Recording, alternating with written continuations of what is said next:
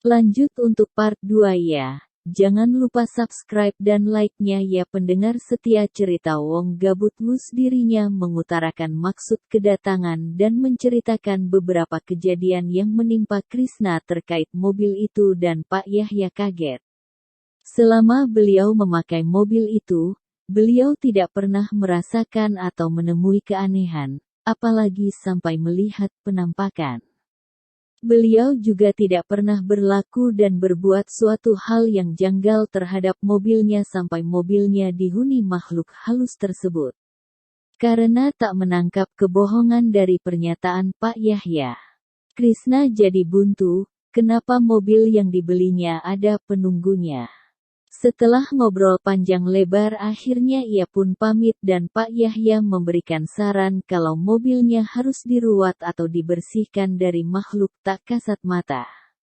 Seminggu setelah pertemuan dengan Pak Yahya, Krishna mendapat telepon dari orang bengkel. Katanya, karyawan bengkel di sana sering mendapati seorang wanita sedang duduk menggendong bayinya di jok belakang mobilnya. Mereka pada ketakutan dan baru sekarang ini mengalami kejadian seperti ini. Krishna pun langsung berkoordinasi dengan Pak Yahya agar proses ruat mobil ini dipercepat saja. Karena ternyata makhluk ini mulai menampakkan dirinya pada siapa saja. Pak Yahya pun setuju. Beberapa hari setelah itu mereka pun langsung datang ke bengkel dan di sore hari. Setelah bengkel tutup, mereka sudah meminta izin pada pemiliknya bahwa akan melakukan ruat pada mobil ini. Pak Yahya datang bersama seorang pria setengah bayam memakai baju koko dan sorban. Beliau mengenalkan diri sebagai Pak Hadi yang akan melakukan ruatan itu. Mereka pun memulai acara ruat mobil ini. Di sana selain ada Krishna, Pak Yahya dan Pak Hadi, ada juga pemilik bengkel dan beberapa karyawannya. Mobil ini dimandikan dengan air yang katanya sudah didoakan. Semua bagian mobil baik dalam dan luar dipercikkan air dan Pak Hadi berdoa di dalam mobil. Ketika Pak Hadi sedang berdoa di dalam mobil, ada salah satu karyawan bengkel ada yang kesurupan. Dia langsung terjatuh begitu saja dan tiba-tiba berteriak, "Jangan usir kami! Jangan usir kami!" Sontak, orang-orang yang ada di sana semuanya kaget dan takut. Pak Hadi langsung keluar dari mobil dan langsung memegang ubun-ubun orang yang kesurupan tadi. Beliau langsung bertanya, "Ini siapa?" "Saya Reni." "Kamu yang ada di dalam mobil ini?" "Iya," katanya sambil menangis. "Kenapa kamu tinggal di mobil?" "Karena saya meninggal di sana bersama bayi saya," jawabnya. "Kamu meninggal kenapa?" "Huhuhu, Doni. Orang yang kesurupan itu malah menangis dan menyebut nama Doni. Entah siapa Doni itu, Krishna tidak kenal, tapi raut muka Pak Yahya jadi berubah. Beliau seperti kaget dan gugup. Entahlah Krishna pun bertanya pada Pak Yahya. "Bapak kenal dengan yang namanya Doni?" "Itu anak saya," ujar Pak Yahya dengan muka pucat pasi. Ternyata Pak Yahya punya anak namanya Doni yang masih sekolah SMA kelas 3. Wah, Krishna pun kaget dibuatnya. Sedangkan arwah Reni ini tidak mau disuruh meninggalkan mobil tersebut karena katanya dia nyaman ada di sana.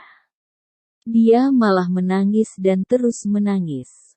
Pak Hadi yang berusaha untuk memindahkan arwahnya seperti kewalahan. Beliau terlihat capek sekali. Krishna dan Pak Yahya akhirnya mengambil keputusan untuk mencari tahu dari Doni. Mungkin Doni tahu seseorang yang bernama Reni. Akhirnya mereka sudahi ruat mobil ini. Ia langsung ikut Pak Yahya pulang ke rumah beliau untuk bertemu dengan Doni. Kebetulan Doni sedang ada di rumah jadi mereka bisa langsung bertanya padanya. Ketika mereka menanyakan nama Reni pada Doni, reaksi Doni langsung kaget dan pucat pasi. Pak Yahya langsung curiga melihat reaksi Doni. Krishna pun begitu. Jadi mereka desak Doni untuk menceritakan siapa Reni ini sebetulnya. Ternyata Reni ini adalah pacar Doni. Mereka sudah berpacaran cukup lama dan gaya berpacaran mereka bukan hanya sekedar pacaran biasa. Pacaran mereka sudah melewati batas dan akhirnya Reni hamil. Awalnya Doni bersedia bertanggung jawab atas kehamilan Reni. Tapi Doni berjanji akan menikahi Reni jika sudah lulus ujian SMA. Dan Reni pun menyanggupinya. Walaupun Reni harus menunggu dan menutupi perut buncitnya dulu. Tapi malam itu Reni minta tolong pada Doni bahwa dia merasakan mulas. Dia sepertinya akan melahirkan. Jadi minta tolong Doni untuk menjemputnya. Doni pun menjemput Reni ke rumahnya dan rencananya akan mengantar Reni ke klinik bersalin. Doni menjemput Reni menggunakan mobil si abu monyet yang saat itu masih milik ayahnya. Sebelumnya, Reni ini hanya tinggal bersama ayahnya. Sedangkan ibunya sudah meninggal. Jadi karena ayahnya sibuk bekerja, dia tidak sadar dengan perubahan fisik anaknya.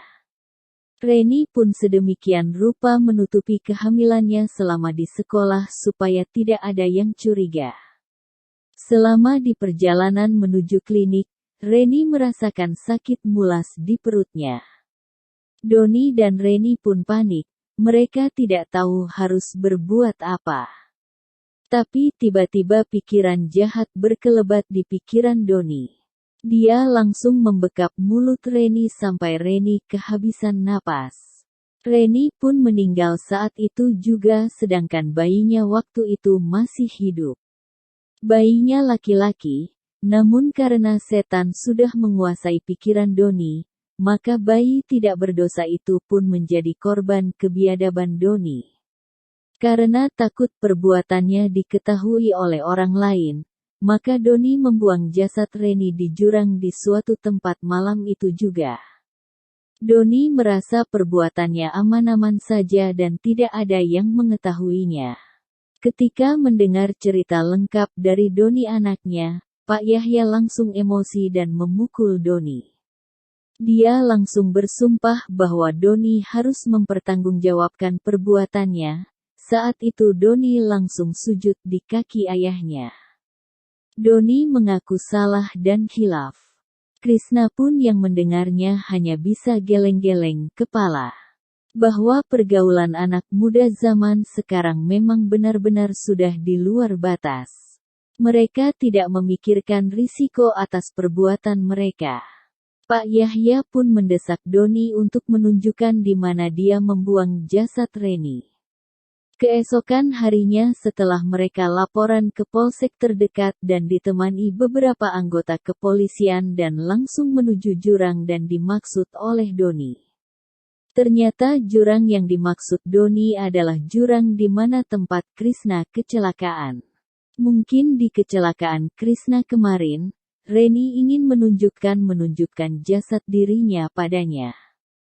Tapi waktu itu dia tidak melihat sekeliling ternyata, jasad Reni ditemukan sudah membusuk saat itu juga beserta jasad bayi yang dilahirkannya.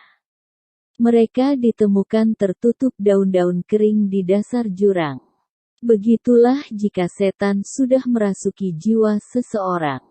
Untuk menutupi kesalahannya dia melakukan kesalahan lain yang lebih fatal. Akhirnya Doni dipenjara untuk mempertanggungjawabkan perbuatannya. Sedangkan nasib mobil si abu monyet sampai saat ini masih dihuni oleh Reni. Sampai saat ini, jika Krishna sedang menyetir malam-malam masih suka terdengar suara tangisan bayi di mobil itu dan bau amis masih suka tercium.